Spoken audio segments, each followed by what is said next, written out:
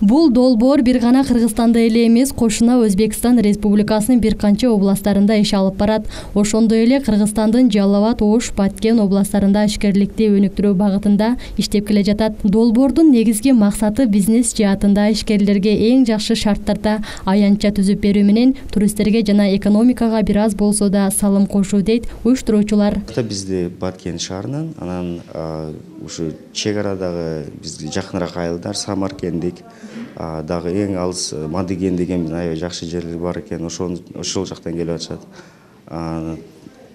Өзгөрүш деген жерден дагы жайлоо жагынан ошол жактагы альпинизм тармагы аябай жакшы өнүккөн. Ошол өкүлдөр дагы келип отурушат.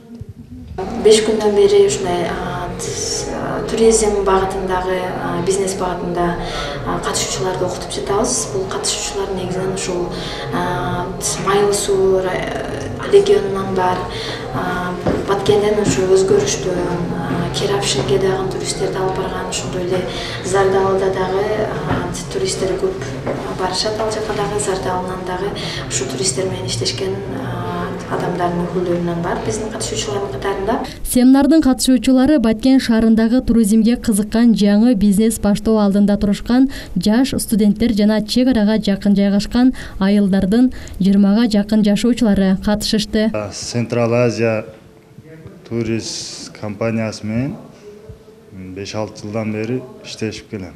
Семинардын алкагында акыркы окууну Мадиген геопаркында практикалык турун уюштуруп, айдоочулардын көндүмдөрүн көрсөтүшүп, туристтер менен кандай иштөөнү үйрөтүшөт. Саякат Абдырасул кызы, Бексултан Гайретбек уулу, Алтын бешик жаңылыктары.